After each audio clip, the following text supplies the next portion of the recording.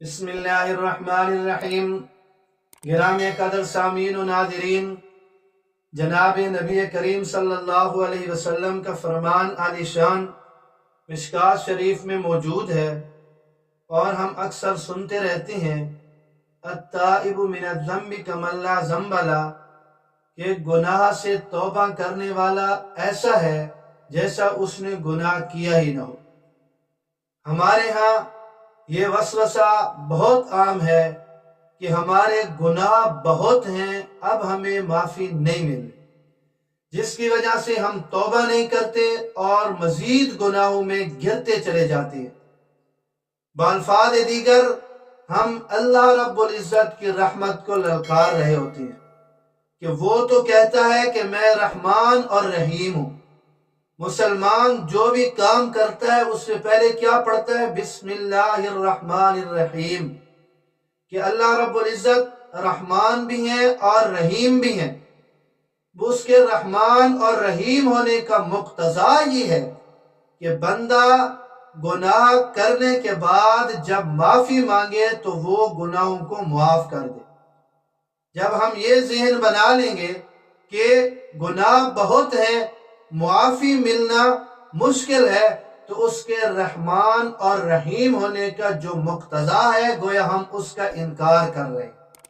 اس لیے ہمیں چاہیے کہ جب گناہ ہوں ہم اللہ رب العزت کے حضور جھک جائیں، توبہ اور استغفار کریں۔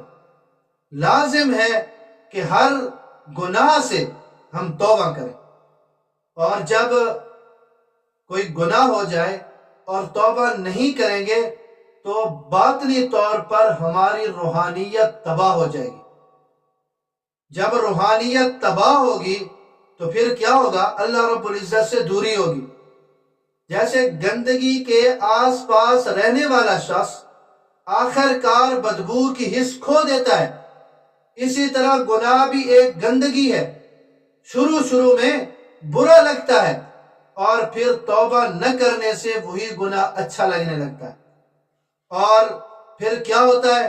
آدمی اس کو اچھا سمجھتے باطنی حس تباہ ہو کر انسان اپنے رب سے بہت دور ہو جاتا ہے۔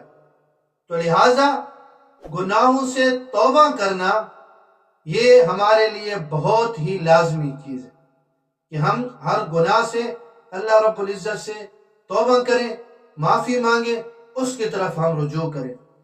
یہ ذہن سے نکال دیں کہ ہمارے گناہ کتنے بڑے ہیں، یہ دیکھیں کہ ہمارا اللہ کتنا بڑا ہے، اس کی معافی کتنی بڑی ہے، اس کی بخشش، اس کی عنایت، اس کی عطا یہ کتنی بڑی ہے۔ اور پھر جناب نبی کریم صلی اللہ علیہ وسلم کا یہ فرمان بھی ذہن میں رکھیں کہ التائب من الذنب کمن لا ذنب لہ، کہ جس نے گناہ سے توبہ کر لی اس نے اللہ سے دوستی کر لی، اور جس کی اللہ رب العزت سے دوستی ہو گئی وہ ایسا ہو گیا جیسے اس کا کوئی گناہ ہے ہی نہیں۔